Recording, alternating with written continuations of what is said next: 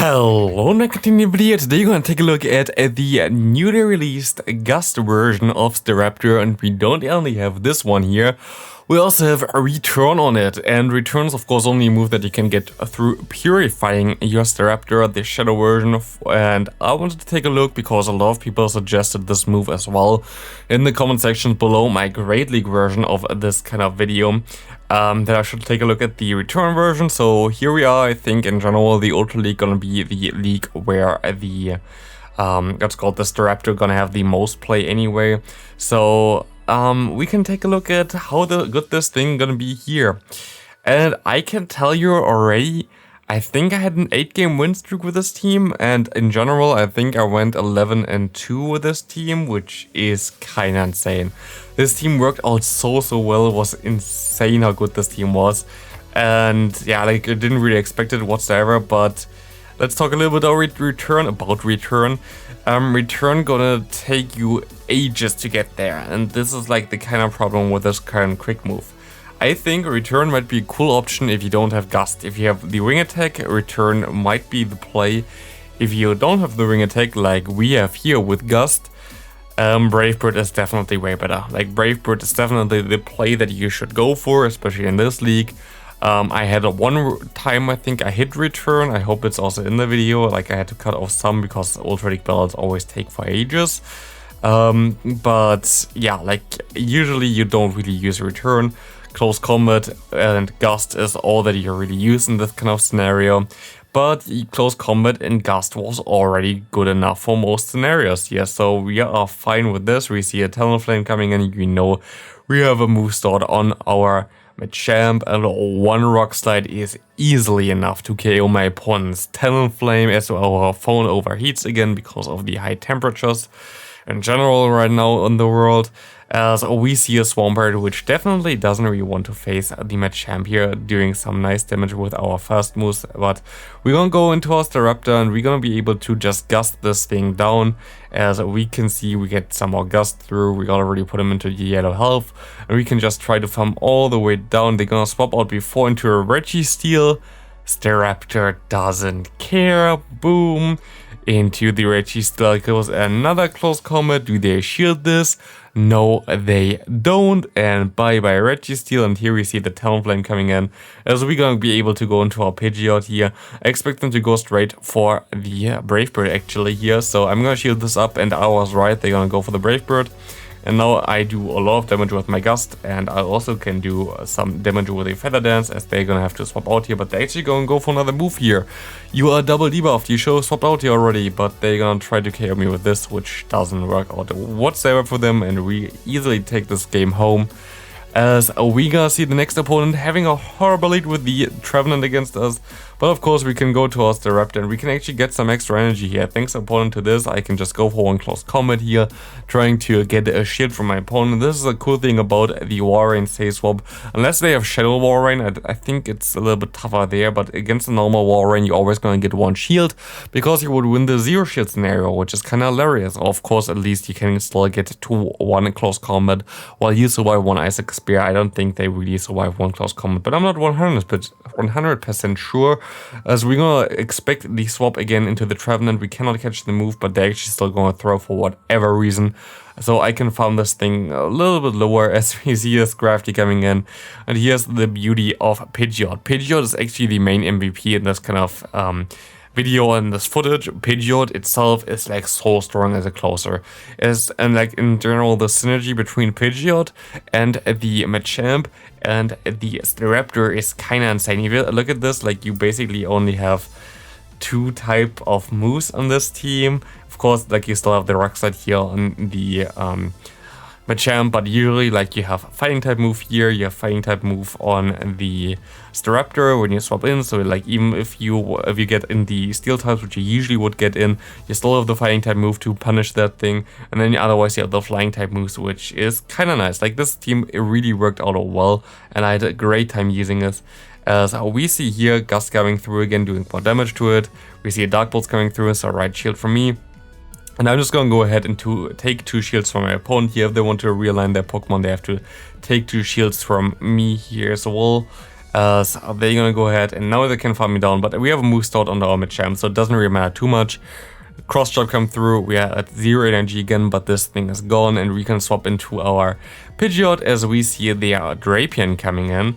And I'm not really too scared about the Drapion, to be honest. I can just go ahead, go for one Brave Bird here, and I think I'm fine as long as they don't get to a move and they don't throw a move. So I can go for the Brave Bird and boom, this thing is gone. Seeing the Trevenant coming in here, trying to take advantage of my lower defense. It doesn't matter, Pidgeot is just too bulky. We can get the attack drop on my opponent here as well. Basically securing this win, farming my opponent down here. Pretty easy game. Next opponent, we see Umbreon against us. Umbreon against us is going to be a little bit tough for my backline, but not for my lead, of course. As we see a Swampert coming in here, and Swampert safe swap if they lose one turn on the switch is an instant win for my champ in a 2-shield scenario. They cannot do anything about this. We can go ahead, throw a move here. If they want to shield, they can shield. Otherwise, like, it's fine. We can just shield up as well. And this is perfect farm down range for Shadow Machamp against Shadow Swampert. There's nothing that they can do. Where a normal Swampert would be definitely way better in this matchup. Against Shadow Swampert, you can just farm everything down. As we see the Cresselia come in, is this a time where we can finally use Return against a Pokemon and see how much it does? No, they decide to swap into their Umbreon, which is fine for me because boom, this close combat hurts a ton, as we can now put him basically into range where one cross chop is already enough to KO him. We're just gonna go ahead, go right into the Machamp, farm up extra, go for one cross chop and KO this little Umbreon. As we see the Cresselia coming back in here. Nothing that this thing can do here at this point of time anymore, as we put him into a range for one Brave Bird with this Rock Slide, and we can easily take 2 moves from this thing on our Pidgeot because Pidgeot is a pretty bulky boy. I showed Throne here already. I was not really paying attention because I did like video stuff for the other video at the background, which you already saw most likely prior towards the Little Cup. But we're gonna go ahead and go into the next match. We see Samurott in the lead here, and my opponent makes a really nice smart play here. They expect me to go straight for the cross chop. I went straight for the cross chop, and they gonna go ahead and go into their Talonflame. Of course, we're gonna go and try to bait with all the Rock Slide here. They definitely gonna shield this up because there's no reason for them not to. And I will be able to win this game, like this in general, the scenario right now, if I just go straight cross chop and then 2-shield scenario. But I'm not really in the mood for this, so I'm just gonna go ahead, go for one Rock Slide, get the next shield from my opponent, and I'm just gonna let this move go through, because this is kind of the Raptor showcase. So let's showcase the Raptor, as we're gonna be able to farm all the way down before they get to another move. And we're gonna see my opponent going into the Samurott again. I thought of going straight for the return here, but I'm gonna go ahead and go for the close combat. Should be fine, as long as they don't have a steel type in the back, I'm okay. And they have Registeel in the back. And I'm just gonna swap out immediately, trying to get to the Brave Birds in time. We have to get this thing lower. You saw how much damage the close combat did last time around, a little bit more than 50%, but definitely not enough to get to 2 moves either. So we have to go for the Brave Bird here, getting him low. We need to get to another Brave Bird in order to KO him, and we can get there, which now allows me to go for one more close combat. This close combat gonna easily destroy my opponent's Registeel, and boom, this thing is gone and we win the game. Next up, we're gonna have the Machamp against the Scrafty. Scrafty has no play in this team in general, like there's nothing where they can go.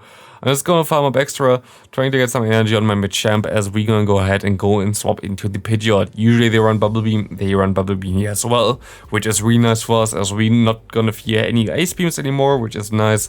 And we can just go ahead, go for some Feather Dances, trying to get the attack as low as possible, and trying now to get as much energy as I can, as my opponent just gonna stay in this matchup anyway, which is fine for me, as they're gonna go ahead and throw more Bubble Beams. It's gonna be a little bit of a while here until we're done throwing moves, and we throw more moves, and they throw more moves, and it's like such a nice matchup. But you're always gonna win this matchup if it's like this, because you have so much energy. Like it's just so much more energy than the opponent has. We're 4 times debuffed. I'm gonna go straight for the nuke here, because this will not KO anyway. And I can just farm down here, as we seeing the Scrafty coming in here right now, which is gonna be very nice for our Brave Bird. Brave Bird gonna do close to half still, even though we're 4 times debuffed. And we see Nidoqueen coming in, and this thing is a problem. Nidoqueen is the most awkward Pokemon to deal with this team, because you don't really have anything that really hits it good, and Nidoqueen in general in neutral scenarios is broken. So we're gonna go ahead, go for the close combat, get their shield from my opponent, and we gonna see my opponent going for some Poison Fangs, as we gonna go ahead and go for some more cross chops. I'm gonna have to try to farm all the way down basically at this point of time, try to get to 2 cross chops against the Scrafty in the back. It's still gonna come down to the wire. Are we still gonna be able to win the game here? We are not. They're gonna go ahead, go for the move, and I think this is even a foul play, which KOs us here. So good game to my opponent. And next up we're gonna have Nidoqueen in the lead. Horrible. And yeah, you're gonna see here there's not a lot that I can do here, but I'm also gonna show those matches where I just completely get wrecked, and this is one of those matches as Shadow Nidoqueen is just unstoppable, to be honest. Like, this thing is so broken. We were actually able to see Peter here, which is kind of nice, getting him around half of the health, which is also cool. But we have to go into our Pidgeot now, and we can just farm down here, which will not be the best or like easiest solution anyway, to farm all the opponent down all the way. So yeah, like, they're gonna go ahead, go for more Poison Fangs, we can only farm them down. And now we're gonna see my opponent going into the Scrafty, which we would easily beat. But we're gonna swap out now into our Machamp, see what they have in the bag. It's gonna be a Tapu Fini. Would have been still a kind of close match, but like, yeah, the Nidoqueen in the lead was just a little bit horrible. But it is fine. As we see another Trevenant in the lead here. Horrible lead again for us. We just go up to 5 so we can get to our cross chop and try to swap on the move, which didn't work out. We see a Warring coming in. We can go for a move, and we're gonna be able to realign, which is gonna be very nice, as they're gonna throw at the same time. And yeah, we're gonna go down, of course, from this one. Actually, they are undercharged here, definitely. That was a nice undercharge by my opponent, getting to 2 more quick moves. But we're just gonna go ahead and we're just gonna try to farm this thing down as well. I can take 1 Icicle Spear, I think. So I'm just gonna go for a charge move here. We still have a 1 cross chop loaded. We can swap out immediately, and we see my opponent having a Swampert in the back. And you think, okay, Swampert's such a strong Pokemon. It doesn't resist the flying type moves, and if they don't resist flying type moves, those things are just about to completely get wrecked by a Pidgeot. Pidgeot's Feather Dance is just such a good setup move with the damage of the Gust here already. It's like so nice, to be honest. It's like such a good move. We're gonna go for another one here, and we kinda nearly screw the game up by this, because they can still get to a move. They are 4 times debuffed here. I'm gonna have a hard time to get to my moves here against this Trevenant, because they're actually gonna be able to get to a Shadow Ball here, getting us into the red health. We can go ahead, go for 1 more move, but yeah, it's still fine. We can just swap out as well if we want to. They actually can still KO us, but it's not really that scary, as they just threw the move, and we still have 5 counters loaded, so we can now go after 2 more counters for 1 Rock Slide, winning us the game pretty easily. Good game to my opponent. Next up, we're gonna have the opponent with the Berserker in the lead. This is already the last match here as well, as far as I remember, as we see a Blastoise coming in. Kind of awkward to deal with. Usually Blastoise runs Skull Bash just for like Lapras matchups and some other matchups, so I don't really expect the Ice Beam here. Oh boy, was I wrong. Maybe I just don't know the Ultra League meta too much, because it's like more, I thought it was the same as like in the Great League, but I guess it's not.